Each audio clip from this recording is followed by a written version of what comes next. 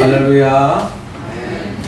우리를 죄로부터 구원시켜 주기 위하여 독생자 예수 그리스도를 이 땅에 보내주신 그 하나님의 그 크신 사랑을 할렐루야 찬양대에 찬양이 있었습니다. 우리 하나님께서 영광 중에 받아주신 줄로 믿습니다.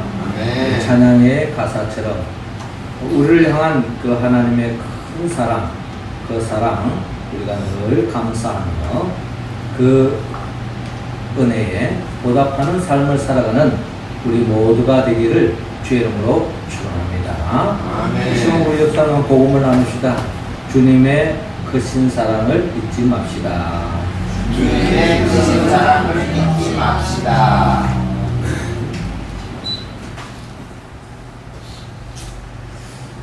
미국의 어느 작은 교회에서 있었던 이야기입니다. 이 교회에 하나님을 사랑하고 복음으로 무장된 어느 교사가 있었습니다. 이 교사는 어느 날 교회로 가는 그 길목에 참 동네에 참 말썽꾸러기 홀리게 친구들 알고 있었는데 그들을 교회로 인도하게 되었습니다. 그리고 그들에게 매주마다 복음으로 그들을 섬기고 사랑으로 그들을 섬겼습니다. 그런 이후에 30년이라는 세월이 흘리고 난 뒤에 이 교사의 생일날에 축하 전보가 왔습니다. 30여 년 전에 코올릭에 이 어린 아이들이 모두 장성해서 어른이 된 것입니다. 그래서 이들이 그때 어릴 때 개구장이었고 또 말씀꾸러기였던 그들을 복음으로 사랑으로 섬겨줬던 그 선생님의 생일 날짜를 기억하고 잊지 않고 그날에 전보를 쳐서 축하의 전보를 보냈던 것입니다.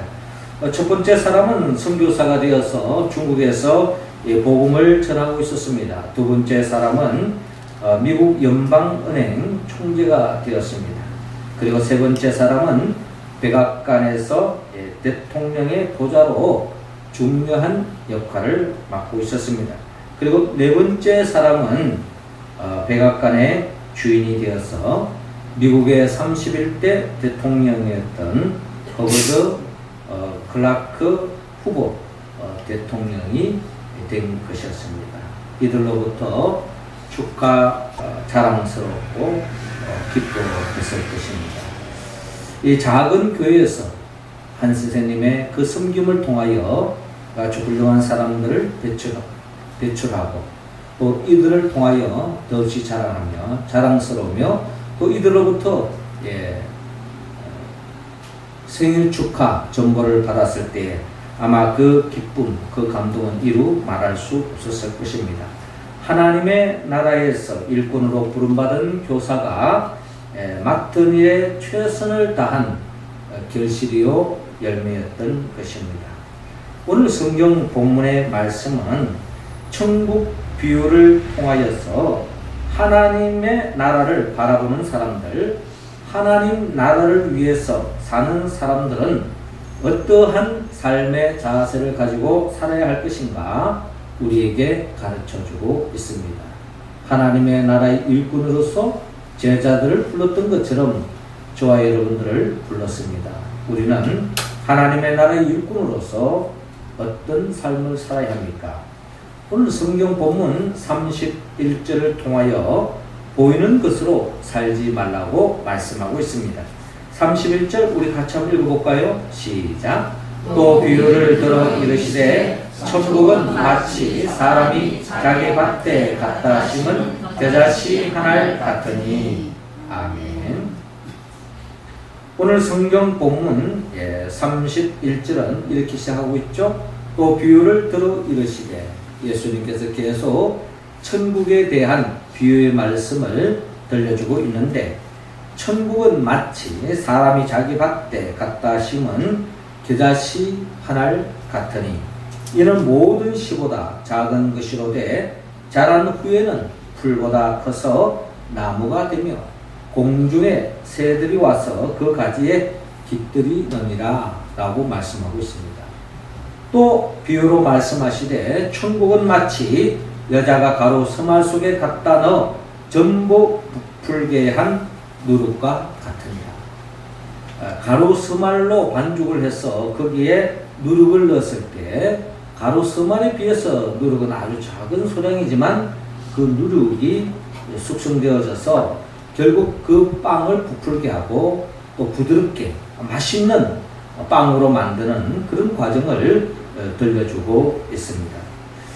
특별히 겨자씨 비유를 통해서 천국을 이야기하고 있는데 이 겨자씨는 많은 씨앗 중에 아주 작은 씨앗으로 우리가 잘 알고 있습니다. 우리 식으로 말한다면 아마 채송화 씨앗만큼 작은 씨앗이 겨자씨 씨앗인 것입니다.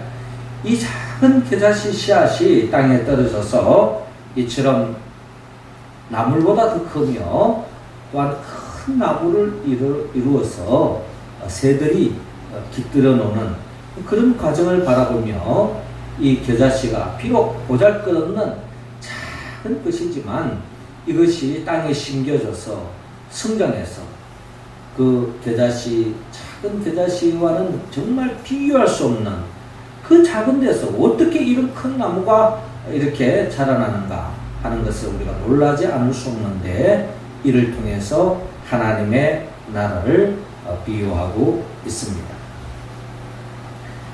페르시아의 유명한 장군이자 대왕이었던 다리우스 황제가 구라파를 정복하기 위해서 처음 치른 전쟁이 알렉산더 대왕과의 전쟁이었습니다.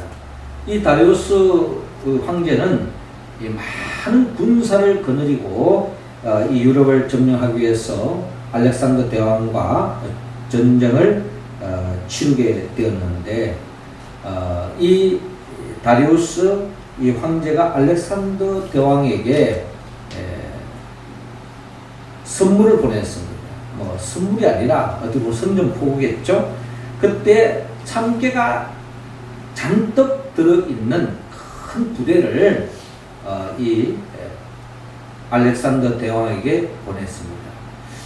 그 큰 참깨가 담겨져 있는 큰 부대의 의미는 우리 군대는 이처럼 엄청난 군인들로 무장되어져 있고 이와 같은 큰 많은 숫자의 우리 부대가 왔기 때문에 일제감치 항복해라. 이 전쟁에서 너는 이길 수 없다. 뭐 이런 의미로서 참깨가 담겨져 있는 큰 부대를 보냈다고 합니다. 여기에 대해서 알렉산더 대왕이 여기에 대해서 답장을 보냈는데 답장의 내용은 조그마한 봉투에 거기에 겨자씨 하나를 집어넣어서 답장으로 이 페르시아 왕 다리우스 황제에게 보냈다고 합니다. 그 작은 봉투에 작은 겨자씨 하나를 보낸 의미는 우리는 숫자는 너희들에 비해서 너무나도 보잘것없고 너무나도 작지만은 우리는 생명력이 있고 또 막강한 일당 천, 일당 만을 감당할 수 있는 군인으로 무장되기 때문에 우리는 결코 이 전쟁에서 물러날 수 없다. 우리가 승리할 것이다. 라고 하는 그런 메시지로서 겨자씨 하나를 보냈다고 합니다. 역사적인 결과는 어떻게 되었습니까? 결국 비록 겨자씨처럼 큰 군대에 비해서 너무나도 보잘것없었던 알렉산더 대왕이 이끄는 그 부대가 역사 속에서 승리했다고 기록에 남기고 있습니다. 이런 이야기를 통해서 결국 이 세상은 눈에 보이는 것으로 다 판단할 수 없다라는 것을 우리는 깨달을 수 있습니다. 가시적으로 보았을 때에 너무나도 보잘것없고 상대적으로 너무 약하게 보이지만 그러나 거기에는 너무나도 생명력이기 때문에 결국 큰 능력을 발휘할 수 있다는 것입니다. 성경을 통하여 믿음의 선배들을 바라볼 때에 우리는 이러한 모습을 역력히 바라볼 수 있습니다. 우리가 잘 아는 12명의 정탐꾼들이 가나안 땅을 정탐하고 왔을 때에 10명의 정탐꾼의 이야기는 그렇습니다. 우리가 눈으로 보기에는 그 땅은 너무나도 적과 꿀이 흐르는 땅이고 좋은 땅이지만 그 땅을 차지하고 있는 이 거민들은 장대와 같고 그들이 무장하고 있는 무기는 우리와 비교할 수 없는 최신식 무기로 무장되기 때문에 우리는 그 땅을 차지할 수 없다. 그림의 떡이다. 우리는 그 땅을 꿈꿔왔지만 우리는 불가능하다라고 이야기합니다. 우리는 그들 앞에 메뚜기 같은 존재다라고 그들은 이야기합니다. 그러나 갈렙과 여호수아는 그와 정반대 이야기를 합니다. 우리가 눈으로 보기에는 그들에 비해서 우리는 메뚜기 같은 존재일지 모르지만 그러나 우리는 하나님의 말씀을 품은 자로서 하나님의 약속을 붙잡고 지금까지 믿음의 길을 걸어왔는데 하나님이 우리와 함께 하시면 그들은 우리의 발이다. 우리는 그 땅을 차지할 수 있다 하는 그런 믿음의 소유자 갈렙과 여호수아에 의해서 결국 가나안 땅이 정복되었던 것을 우리는 성경의 역사를 통하여 헤아려 볼 수 있습니다. 뿐만 아닙니다. 우리가 잘 아는 바 이 다윗이 골리앗 앞에 섰을 때 이 골리앗은 너무나도 보잘것없는 존재였습니다. 골리앗 앞에 어떻게 보면은 다윗은 너무나도 초라한 마치 겨자씨 한 알과 같은 그런 존재였을지 모릅니다. 그러나 다윗은 하나님이 함께 하시고 하나님이 능력을 대해 주실 때에 결국 골리앗을 때려 눕히고 결국 이스라엘을 승리로 이끄는 다윗을 바라볼 때에 결국 눈으로 가시적으로 눈에 보이는 것으로 우리는 다 판단할 수 없다라는 것을 우리는 또한 고백하지 않을 수 없습니다. 다윗만 그런 것이 아닙니다. 이 다윗이 세웠던 이스라엘 민족, 이스라엘 나라, 이 나라는 역사 속에서 많은 나라들이 있었지만 이스라엘 나라는 그렇다고 해서 그렇게 큰 대단한 나라가 아닙니다. 이스라엘은 영토로 본다면 우리나라의 약 강원도 땅에 불과할 정도로 아주 작은 영토고 숫자도 아주 미비합니다. 역사 속에서 뭐 애굽이나 또 내지는 또 바벨론이나 또 아수르나 또 이런 제국에 바사 제국에 비교해 본다면 이스라엘은 참으로 작은 민족이요 작은 땅이요 작은 나라에 불과했습니다. 그러나 하나님은 그 민족을 사랑하시고 선민으로 하나님의 백성으로 세워서 연단시켜서 또한 그들을 통하여 영광을 받는 모습을 바라볼 때에 눈에 보이는 것으로 우리는 모든 것을 판단할 수 없다라는 것입니다. 어떻게 본다면 우리 명륜제일교회도 이 세상의 많은 교회들에 비교해 본다면 너무나도 보잘것없고 작은 교회일지 모릅니다. 하지만 우리 믿음의 성도들이 하나님의 말씀으로 복음으로 무장되어 있다면 결국 이 역사 속에서 하나님 앞에 영광 돌리고 더없이 하나님이 기뻐하는 우리 명륜제일교회가 될 줄로 믿습니다. 그 교회를 이루는 성도로서 우리 모두가 하나님의 나라의 일꾼으로서의 삶을 살아가는 우리 모두가 되기를 주의 이름으로 축원합니다. 이어서 두 번째로 하나님의 나라의 일꾼으로서 하나님은 우리 모두가 본문 44절을 통하여 참된 가치관을 품고 살아라고 말씀하고 있습니다. 44절 우리 할렐루야 찬양 배우들 읽어주시기 바랍니다. 시작. 천국은 마치 밭에 주인 무화과 같으니 사람이 이를 발견한 후 수요도 기뻐하며 돌아서 자기의 소유를 다 팔아 그 밭을 사느니라. 아멘. 자, 이어지는 본문 44절을 보니까 천국은 마치 밭에 감추인 보화와 같으니 사람이 이를 발견한 후 숨겨두고 기뻐하며 돌아가서 자기 소유를 다 팔아 그 밭을 사느니라 라고 말씀하고 있습니다.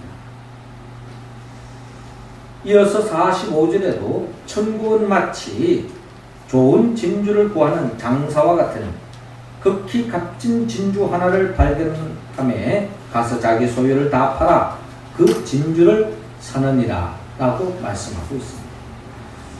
자, 오늘 주님의 그 비유를 통하여 감추어진 보화를 밭에서 발견했습니다. 그래서 그 보화를 자기 것으로 삼기 위해서 그 보화가 묻혀져 있는 그 밭을, 자기 전 재산을 팔아서 그 밭을 사는 것을 볼 수가 있습니다. 왜 그렇습니까? 자기가 지금 가지고 있는 것은 별 없고 가치 없는 것이 아닙니다. 그러나 이분은 밭에 감추어 있는 이 보화가 너무나도 값진 것이기 때문에 자기가 가지고 있는 것을 다 팔아서라도 그 밭을, 감춰진 보화가 숨겨져 있는 그 밭을 살려고 하는 것입니다. 그 가치 있는 것을 쫓아가는 것이 보통 사람들의 마음이죠. 뿐만 아닙니다. 값진 진주를 구했던 이 장사도, 이 사람도 이 값진 진주를 발견하고서 자기 소유를 다 팔아서 이 값진 진주를 구하기 위해서 자기 소유를 다 파는 것을 볼 수 있습니다. 무엇이 더 중요하냐? 이것을 알기 때문에 자기가 가지고 있는 소중한 것도 다 버리고 정말 값진 것을 얻기 위해서 자기가 가지고 있는 것을 조금 더 아까워하지 않고 그 값진 것을 붙잡고 나아가는 사람, 그런 사람이 하나님 나라의 일꾼의 또 다른 특징이라는 것을 우리에게 보여주고 있습니다. 하나님 나라의 일꾼은 우리는 이 세상에 살고 있지만 진정한 값진 것이 무엇인가를 우리는 끊임없이 고민하고, 특별히 성경을 통해서 정말 하나님이 가장 기뻐하시고 귀하게 여기는 것이 무엇인가를 우리가 헤아리고, 그것이 바로 예수 그리스도의 복음이라면 나의 그 모든 시간과 나의 모든 것을 다 팔아서라도 그 복음을 살기 위해서, 하나님의 나라를 살기 위해서 모든 것을 아까워하지 않는 사람, 그런 사람이 하나님 나라의 일꾼의 특징이다 하는 것입니다. 보다 더 가치 있는 것을 붙잡고 살아가는 것, 이것이 바로 하나님 나라의 일꾼이 품어야 할 삶의 자세라는 것입니다. 노벨 문학상을 수상했던 헤르만 헤세의 작품 중에 어거스터스라고 하는 작품이 있습니다. 이 작품의 내용은 그렇습니다. 아이를 낳지 못하는 부부가 있었습니다. 그 부모는 고민했습니다. 어떻게 하면 아이를 낳을 수 있을까? 기도하고 간구한 끝에 다행히 아들을 낳았습니다. 그 아들의 이름이 바로 어거스터스였습니다. 그가 태어나기 전에 한 신비로운 노인이 밤중에 산모에게 나타났습니다. 그리고 이렇게 말했습니다. 당신의 아들의 탄생을 축하합니다. 이 아이를 위해서 내가 꼭 한 가지 소원을 들어주겠습니다. 소원이 무엇입니까? 원하는 게 무엇입니까? 라고 물었습니다. 신비로운 이 노인의 이 질문 앞에 이 산모가, 이 사랑하는 이 새 생명, 이 아들을 더 없는 행복의 삶으로 이끌기 위해서 참 필요한 게 뭘까 고민 끝에 이렇게 대답을 했습니다. 이 아이가 자라면서 모든 사람에게서 사랑을 받으면서 살게 해주세요. 이 아이가 자라면서 모든 사람에게서 사랑을 받으면서 살게 해주세요. 이게 소원이었습니다. 우리 부모가 자식을 키우고 여러 가지 소망이 있지만 그 중에 우리 자식이 모든 사람들로부터 사랑받으며 살아간다면 더 없는 행복한 삶이 펼쳐지지 않을까 하는 그런 생각을 우리가 다 공통적으로 갖지 않겠습니까? 아들의 행복을 위해서라면 뭐든 다 감수할 수 있는 것이죠. 이 아들의 행복을 위해서 이 아들이 자라남에 있어서 모든 사람들에게 사랑받으며 살게 해주소서. 이게 소원이었습니다. 아닌 게 아니라 이 아이가 자라면서 많은 사람들로부터 사랑을 받았습니다. 부모의 사랑을 한 몸으로 받았습니다. 뿐만 아니라 학교 다니면서도 선생님들에게 사랑을 받았습니다. 친구들로부터 사랑을 받았습니다. 가는 곳마다 인기도 많았어요. 또 이웃들로부터도 사랑을 받았습니다. 그런데 웬일인지 이 사람이 모든 사람들에게 참 아낌없는 그런 사랑을 많이 받으면 행복할 줄로 생각했는데 이 아들은 진작 행복하지 못했습니다. 왜냐하면 사랑만 받고 베풀지 못하니까 오히려 자기 중심적인 사람이 되고 말았고 자기밖에 모르는 사람, 이기적이고 교만한 사람으로 전락되고 말았다는 것입니다. 받는 데에 대한 기쁨도 중요하고 우리 행복의 중요한 요소가 되지만 받기만 했을 때에 거기서는 행복은 한계가 있다는 겁니다. 진정 주는 것으로 인한 행복을 맛보지 못했기 때문에 이 사람은 진정 행복하지 못했던 것입니다. 결국 그런 사람으로 계속 이어지다 보니까 이 사람은 받기에만 길들여져 있다 보니 결국에는 많은 사람들로부터 버림을 받고 그의 노년에 이르러서는 더 없는 비극적인 삶으로 전락되고 말았다고 하는 그런 이야기가 있습니다. 그런 이야기는 여기서 끝나지 않습니다. 그래서 이렇게 외롭고 비참한 노년을 보내는 이 사람에게 또 신비로운 노인이 이 사람에게 찾아와서 또 묻습니다. 당신의 삶에 만족합니까? 어거스터스는 고개를 설레설레 흔듭니다. 아닙니다. 내가 당신에게서 한 가지 소원을 또 이루어주겠습니다. 그러면 소원이 무엇입니까? 라고 물었습니다. 그때 주저하지 않고 이렇게 대답했습니다.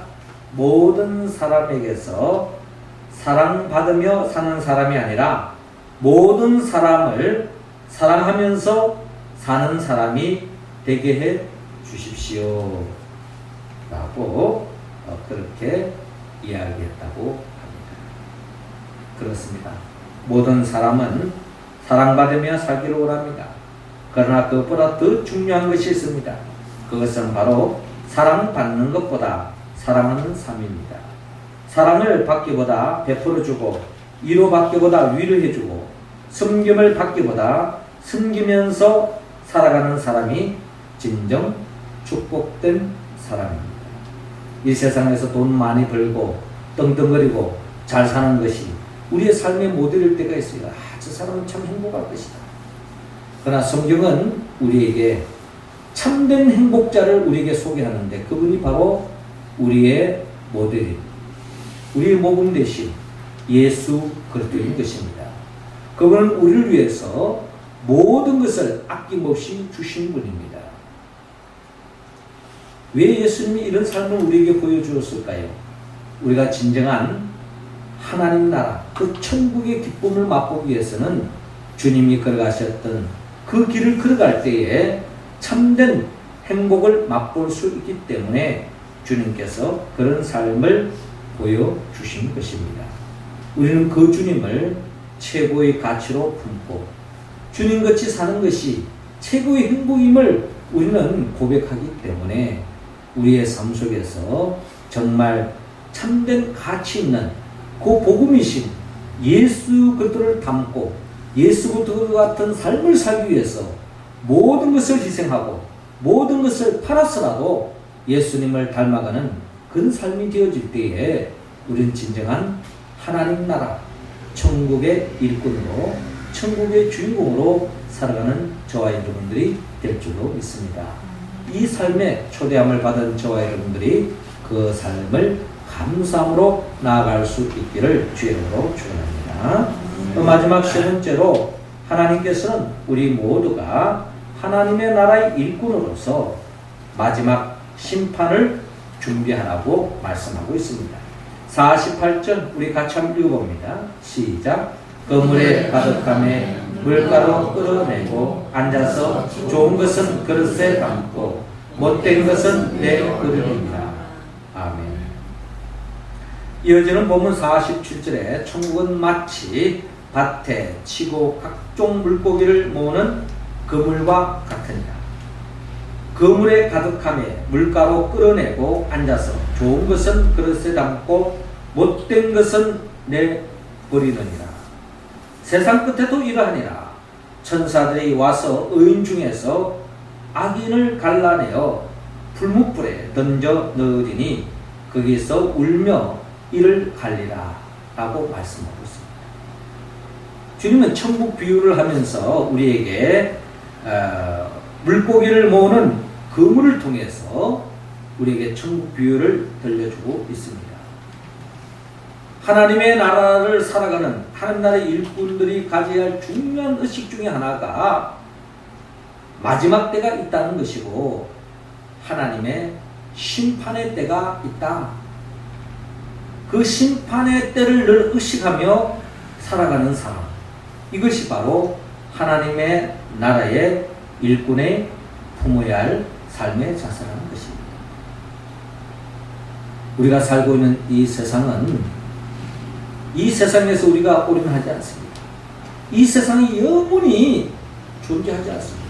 그러니 우리가 이 세상적인 인기와 이 세상적인 가치관을 우리가 붙잡고 살아가면 함께 멸망할 수밖에 없습니다. 그러므로 우리는 영원한 것을 붙잡고 영원한 것을 추구하고 영원한 것을 우리가 놓치지 않고 그것을 얻기 위해서 살아가야 한다는 것입니다. 어부가 그물을 치면요, 원하는 것은 원하는 물고기가 있는데 그 물고기만 잡히는 것이 아니고 한 번씩 이렇게 TV에 이런 어부 생활들을 이렇게 TV 방송을 보면은 물고기를 잡는다고 이렇게 그물을 던졌는데 그 안에 보면은 해파리 같은 아무 쓸데없는 그런 것이 그냥 잡혀가지고 거의 뭐 물고기는 몇 마리 없고 해파리로 인해 가지고 그것을 걸러내고 그걸 다시 정리하는데 또 하루 종일 걸리는 그런 모습을 보면서 참 안타까운 모습을 본 적이 있습니다. 그물을 던진다고 해서 다 거둬드는 게 다 어부가 기뻐하는 것이 아닙니다. 그 중에 쓸모없는 것은 다 버려진다는 것입니다. 이와 마찬가지로 주님께서도 이 땅에 심판하러 오실 때 이 땅에 있는 모든 사람들을 어떻게 보면 그물을 치듯이 다 거둬들입니다. 심판대 앞에 서게 한다는 것입니다. 그런데 좋은 것은 택하고 나쁜 것은 버리는 겁니다. 의인은 택하고 악인은 던져서 풀무불에 던진다는 것입니다.